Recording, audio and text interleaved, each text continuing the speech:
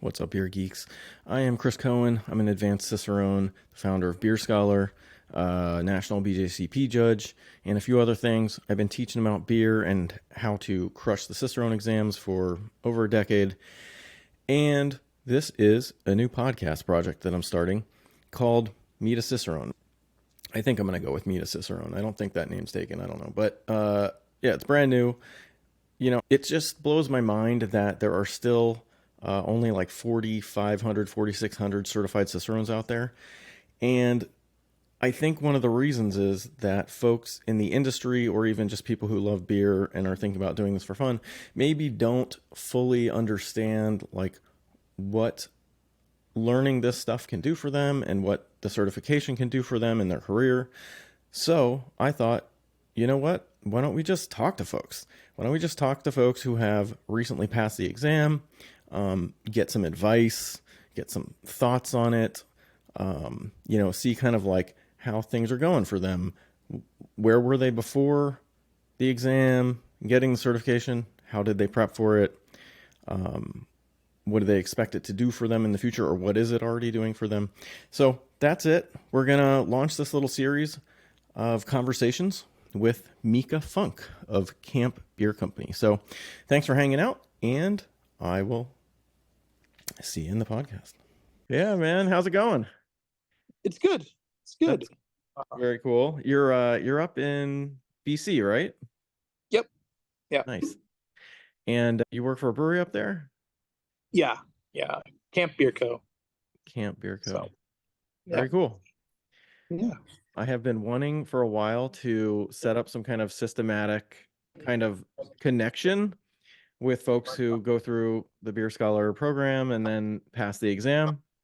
Yeah. So you're actually the first person I've reached out to just jump on a Zoom with real quick and chat with, because I think these stories and experiences are very relatable, and Yeah. I'm interested in feedback, but I'm also interested in hearing about your experience and why you did it, where you were before, Yeah. and where you are now.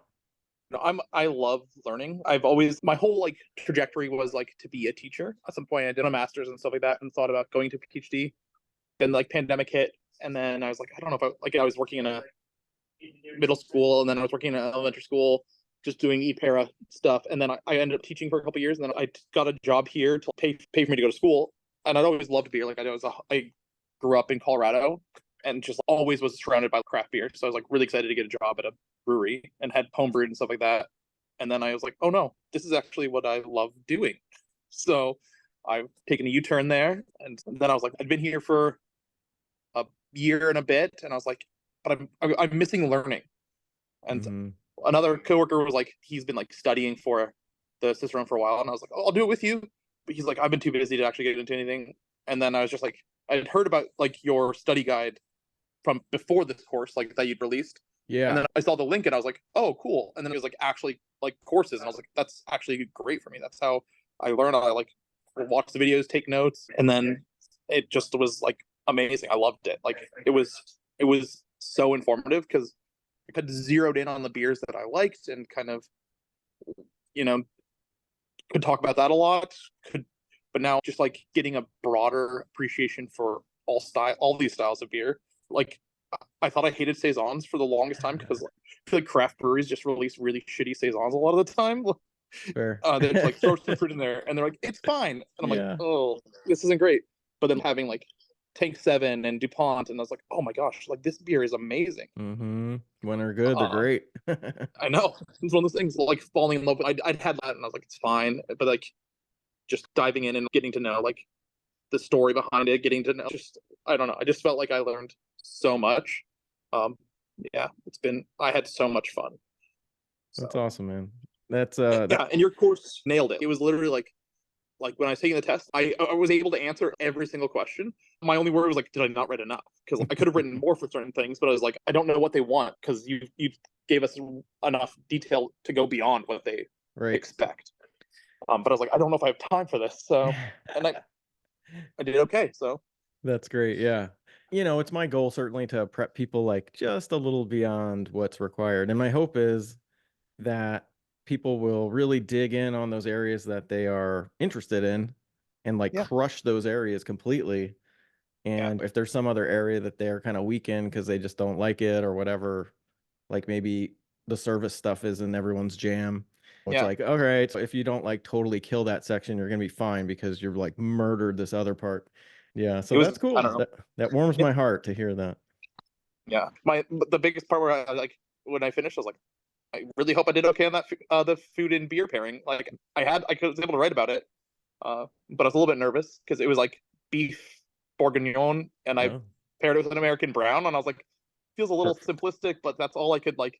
I was like, I don't want to go too intense. I feel I was like, I've had it before, but it's something I'm super familiar with. So I was like, I like a medium intensity is probably the safest bet. Kind of yeah, go no, in that range. that's like the perfect pairing. And it's funny because I think that's like the perfect pairing, easy to write about, totally nails like the most the easiest way to talk about a pairing Yeah. in terms of Yeah. like you hit all the main points there. You're talking about like brown flavors going together. Yeah. That's like perfect. Yeah. And if you saw the videos, it's more important that you demonstrate to them that you understand like the sort of flow of how Yeah. you think about a pairing than to get it perfectly right. You don't have to be Yeah. super creative. Yeah.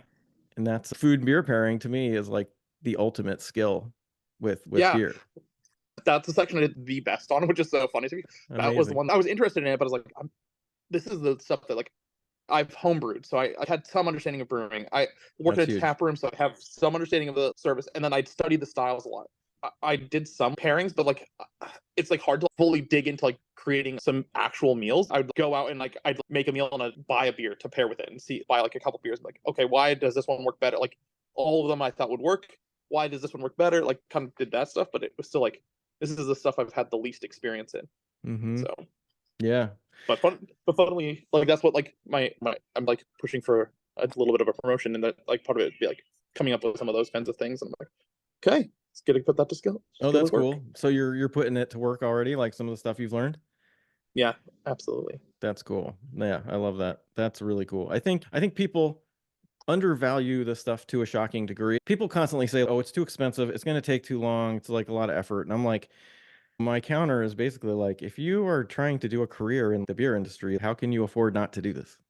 Yeah, and I've just heard so many people like so many people fail, and I'm like, you set it up so it's if you do the work, I feel like there's no way you won't pass this exam, basically. Thanks, man. Yeah, I appreciate that. That's the goal. I know it's crazy. The pass rate is still, I think, under 40%. Yeah, I wish I yeah. could Well, even like like Yeah, no, I wish I could track my stats on my people.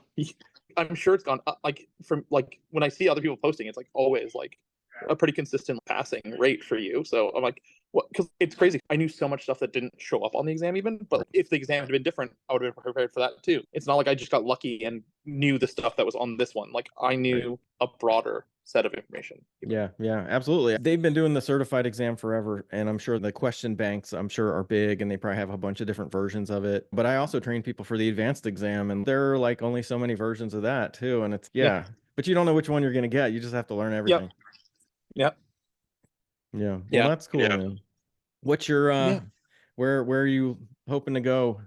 I mean, for the next year, like I'm hoping. So I feel like one of the areas that my brewery really needs to like work on is the communication between the brewers and the staff. Even before this exam, like I was one of the most educated servers about beer, Yep. um, and just like kind of figuring out a way to like I talked. There's another person in BC that has their Cicerone, and they have this role of like training the staff in Mm-hmm. beer, and so I've already been training people for our serving model, and so talking to my manager about doing that. The brewer wants me to like kind of set up when they're going to try like so when they're kind of like locking in some changes that they want to do to some of their like flagship beers, and like I'll put together tasting panels with the staff and be like, we're going to try the Yeah. new one versus the old one, which Awesome. one's better, and just being like the person that like records all of that and takes that into account. And they want me to Very be cool. like then now they can use me to like create some food pairings when they have special events and things like that. So Love that. just like just staying here, but like expanding my role and leaning into what I've learned. Yeah. Well, Um, and you get to do the things that you're more interested in, maybe too. You can just start yeah, pushing in that direction and create these new kind of roles for yourself. yeah, yeah. It's So funny it's been, what I've I've heard like this thing before that you're reminding me of, which have you ever seen that movie Office Space? Yeah, And there's like the Bobs who come in and they're like interviewing people to keep their like to keep their yeah. jobs. And there's this one guy who's like, well, see, the programmers can't really speak to the salespeople, so I'm like the person who in between. And it's like so true though. It's Yeah. as a certified cicerone, you can't necessarily walk into the brewery and make a beer yourself, No. but you can definitely do a lot of translating between the technical stuff, and the sensory Yeah. stuff.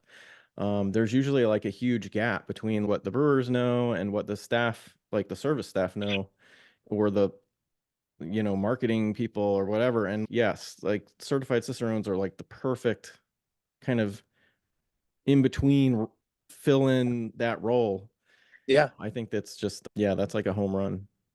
And there's some beers that would just like don't sell well, but they're very interesting beers. Like we have like the smoked amber using like Mhm. beechwood smoke malt as Right. like so basically a roast beer. I'm like we've had some food events and I'm like really from now on like we need to push this beer at those things because that's when this one sings. It's a little bit overpowering for the palate all by itself. I get it. You don't want 20 ounces of this one Yeah. necessarily. Some people do, but like not for everybody. But like when you put it with food, it works really well. Like those kinds of things. No, that's great. I love that. Yeah.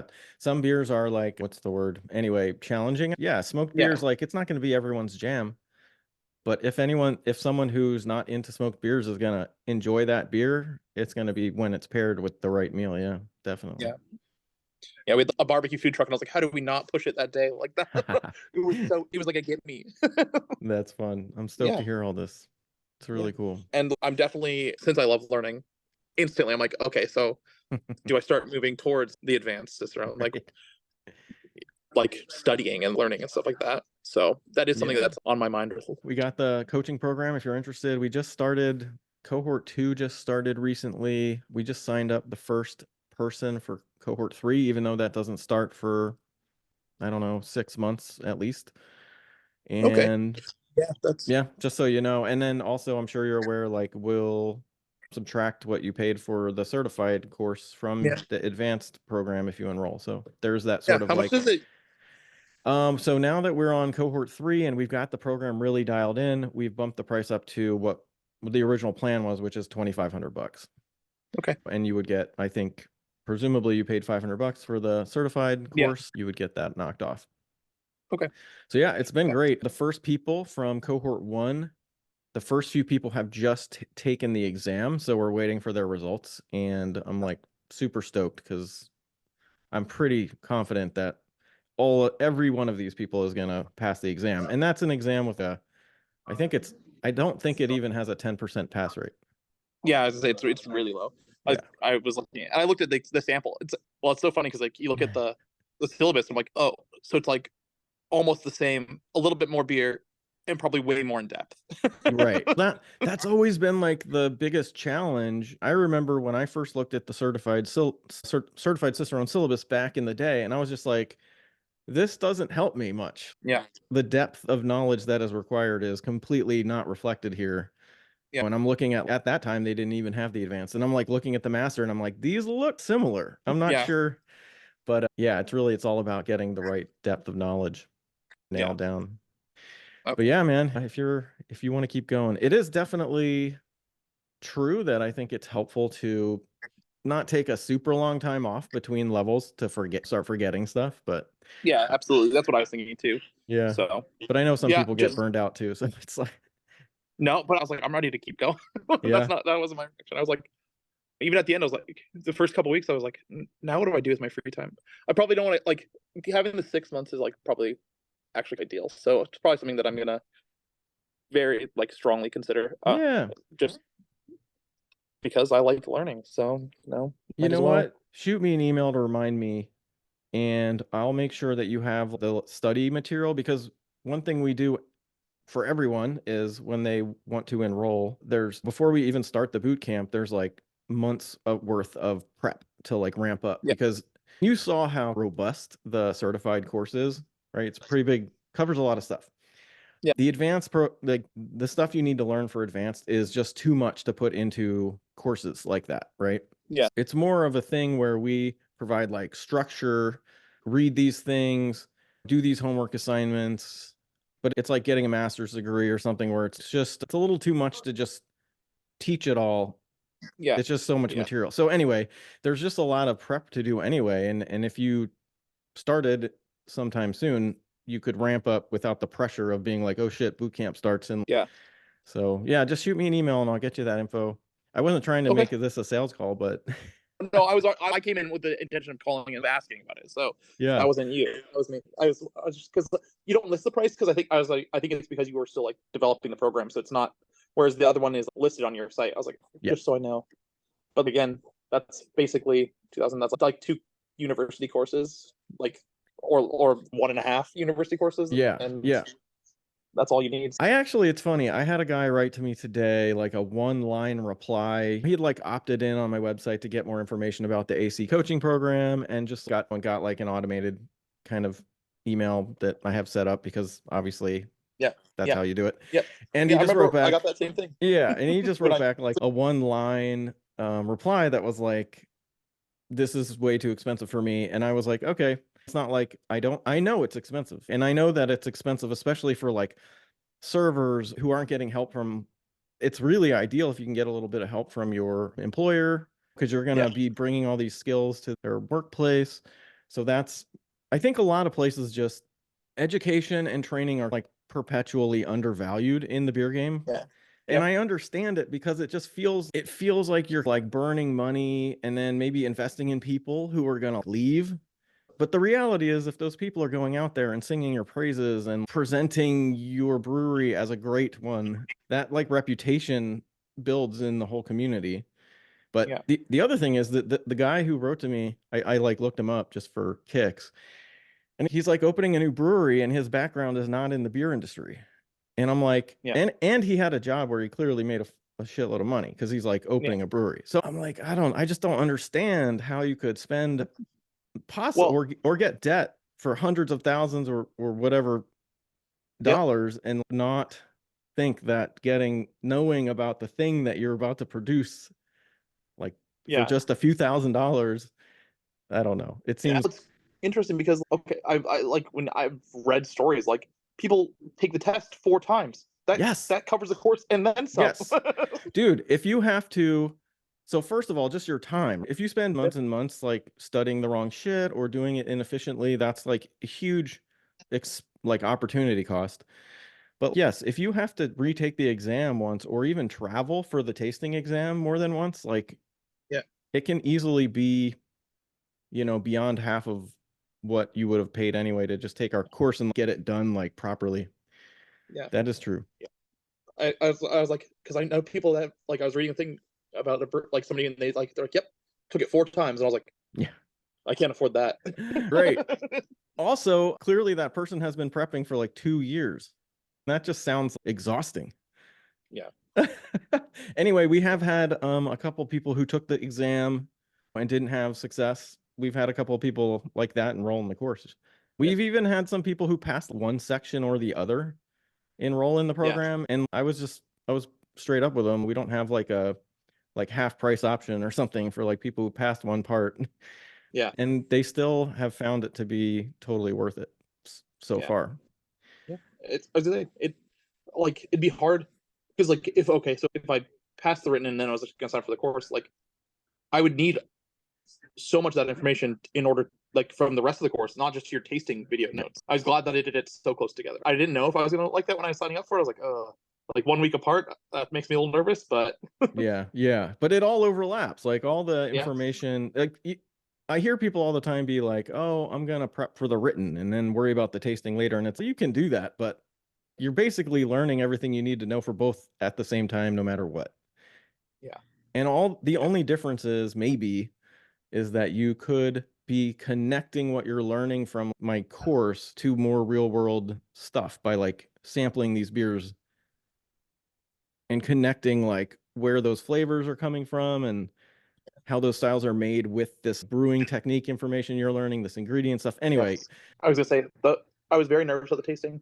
I didn't make a silly mistake, but besides that, like the style differentiation was like, I was like, oh man, my proctor had made it way more difficult on me than they did. Yeah. Good. So No, my greatest hope is that people go in to the exam a little less nervous than they would have otherwise done because they've already had like practice tests and stuff, but Yeah. also that, yeah, that the real thing, once it begins, they immediately or quickly realize, oh, I'm like over prepared for this Yes. and Yeah. I'm going to pass. And all I have to Yeah. do is not freak out, is basically it. Yeah. Yeah. It was surprising in my tasting exam. There was 11 of us taking it, and only 4 knew. That's like a lot of repeats. And then people were drinking like all of their samples, and I was like, Right. I would feel so gross at the end. Like you're, like especially like the first one. I'm like, I figured it out, and then I was like, I'm not touching those again. They're like Like, drinking the off flavor, the spiked off yeah, flavor beers. like they were all the way gone, and I was like, Why? uh, Why would you do that? if you haven't figured it out yet, I'm worried. Like There's either that. you're like I was gonna say you're gonna get to the point where you're not able to taste anything because you're just Yeah. bad ones. If you drink the whole like skunky one, like you're not going to taste much else. Yeah, I yeah, remember when I took it and they brought that one out on the tray. They had all the skunked ones on one tray to hand out or whatever. yeah, And as soon as they walked past me and down the aisle with it, I was like, "Damn, I know what that one is." yeah. See, I missed my skunk. That was my silly mistake. Uh, that's It was in a, it was in a porter. It was in an mm. English porter, Oh, that makes and it harder though. I smelt it and I was like, I knew it was wrong. And I was just like, what's wrong with it? And I was like, oh.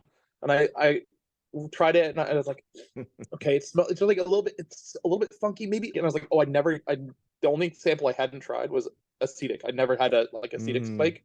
So I was like, oh, this is gonna be that. And I write it down right. and then I'm finishing the test and I smell it again and I'm like, actually, that might be skunked. And I was like, but every other time in all my practice tests, whenever I go back and change something, it was always changing it Hmm. from right to wrong. So I was like, Totally. just go with it. And because and then when they said it was skunked, I was like, yep. But Yeah, if no, it would have gone the other way, I would have been more upset. So it's fine, I I think guess. yeah, you did the right thing because in the end, a lot of the tasting stuff comes down to like trusting yourself. Like your brain has been doing this since the day you were born. Like it Yeah. knows what these things are, and usually your immediate impression is correct. And if you second guess yourself, you're about like 1 out of 3 times you're gonna be wrong. Yeah. So Yeah. statistically, based on the stats, you made the right move. Yeah. But it's just so funny that I was like, actually, skunked. And I was like, don't change anything. Just call it. Yeah, But it worked out for you anyway. yeah, still did well. Still did well. Oh, So I have a question. This has been a source of confusion. Are they now just doing an acetic spike or are they still using the infection spike? Which it it says acetic yeah. Right. on the exam. It's So very confusing. I don't know. Yeah. Oh, also, I think I'm curious because you caution that the first one can have two unspiked samples. In their write up, it says that there are 3 spiked, 1 not spiked. Oh, wow, they're very clear about that. And that's on the off flavor panel, not the fit Yeah, for service. yes, Yeah. that's the first Okay. one. Yeah, the first. So I Okay. just was like, I read it and I was like, okay, so I know that there's 3 spiked, like it Yeah. says in the. I mean, that all just narrows everything down so much more Yeah, to know that for sure. And that yeah, is definitely the way they've almost always done it. But definitely also people were starting to report like a few years ago that they were getting occasionally 2 yeah. unspiked on the off flavor panel. But So I'm curious if they like historically, label it. They must change their write up then. So that'll be a big clue, though. I feel like. totally huge clue. Yeah. Yeah. Because So this is another thing that people go in and they have no idea about, which is that simple kind of understanding about which off flavors are like can show up on which sections. Like yeah, some are yeah, that related made to it so. service and some That are made it so. related to brewing. Yeah. It's huge. Tons of people, like basically 90 some percent of people who go in to take the test who haven't done my course, I think, just don't even know that. Yeah, Right. So they're choosing from the whole universe of possible off flavors for each beer, yeah, which yeah. makes it way more complicated. Oh yeah, yeah. You have to think through each one. Now, luckily, I'd gotten to the point when like acetaldehyde and diacetyl were things I could spot easily and quickly. DMS is still my biggest struggle, and some DMS is people hard. just get it so fast, and I'm like, Hmm. I cannot. No, I struggle with that. I struggle with acetaldehyde. The rest of those ones I do pretty well on, but I mean, acetic Yeah, is very hard if you're, yeah, I think that one's very difficult too. I'm, yeah, I'm, I guess I need to follow up with them again and check on that, because my Yeah, understanding was that they were writing acetic on things, but actually using the infection spike, which is like the diacetyl yeah, and acetic combo. yeah, So I don't yeah. If they were, then I would have. Oh, see, if I would have known that too, that would have changed my answer because I would know there was definitely no diacetyl in there. Like, know. Yeah, that but I would have guess been. there could have been diacetyl in there because it's English porter, so there could be a little bit in there, anyways. Oh, that's true. That's true. That's funny. Good knowledge. Throwing some knowledge Well, out there. it was so funny because so I went to Colorado to take the test, and so then I'm like, Uh, try. There was a bunch of beers that I couldn't get here, but my dad was able to get. So I was trying those, and one of the ones that I hadn't tried yet was the foreign stout, the foreign oh, for an export extra. Yeah. extra, yeah. And I tried Guinness's, and I was like, oh, there's diacetyl in this. Like I didn't. I was like, Mm-hmm. oh, it's. I'd gotten used to it being in like Pilsner or Cal, but Right. it was like, oh, it's in a dark beer. I haven't had that yet. Yes. Yes. That beer and the Pilsner Urquell are like, you never need to buy diacetyl training spikes, because Yeah, those beers have tons of it all the time. And you can yeah, buy them at the store for much less than off flavor kit. yeah, yeah, Definitely true. Very cool, Mika. yeah, Very cool. I'm stoked. Stoked that we connected. And yeah. Me too. I'm glad you had success. Yeah, When you create online courses, and some people will reach out and let you know how they did, and yeah, that makes the job feel like it's worth doing. And so yeah. Well, it connecting, was great. You did it like honestly. Like I've told other people, even if you don't know that much about beer right now, if you sign up for this course, you will be able to pass this test. Like, and if you sign up for the course and put the time in, that's of all you course. like. Yeah. But say it That's just that's cool, man. I really appreciate that. Yeah, thank you. yeah. And I don't know, would you mind if I should probably just ask this in the very beginning, but I have it recording, and I was gonna just. I saw that it was recording and I was like, Oh, that's fine. okay. Yeah, Cool. it tells me, so we're good. Okay, yeah, it's supposed to. My vision for this whole project ultimately is to start interviewing people who are certified cicerones, like whether or not they passed it using my course, although many of them have, to understand, not just for myself, but I think in the beer industry, like a lot of people don't understand why they should do this. Yeah, What's like the opportunities that I will get by doing this? Why is this worth it? And I think talking to folks like you and hearing like about your experience and why you did it and what the results have been, like what you can do now for your breweries and stuff like that, is, or whatever organization you work for, is just like a huge, something huge that just isn't being done out there. So I was thinking, not only is it great for me because I get great feedback on my course yeah, and maybe testimonials, but also folks out there who are wondering whether they should bother with this will hear from folks who've actually done it. yeah. Go for it. Yeah. Awesome. Thanks, man. No problem. Shoot me an email. I will get you that Okay. advanced reading list and all that stuff. And then if you want to talk more about that, I would obviously love to. And usually we Zoom, me and Scott. Scott is the guy who teaches that program Yes. for me. He's like a total wizard and just an absolute beast. Yeah. There's a pretty decent, I watched a lot of his videos with you and yeah, the he's like next level. And I would put money on him being a master Cicerone, maybe by the end of this year, but probably for sure by the end of next year. He's like yeah. just a beast. Anyway, he's doing the teaching, and usually he and I will connect with folks and answer all their questions about that program. So if you want to do that later, be happy to do it. Okay. Yeah. Sounds good. Yep. I'm Cool, definitely man. interested. So Thanks so yeah. much for No problem. connecting. Yeah. Yeah. Have a good Thank you one. so much for all the work you put in for this. So that really helped me. Yeah, my pleasure. All All right. right. Cheers, man. Have a good one. You too.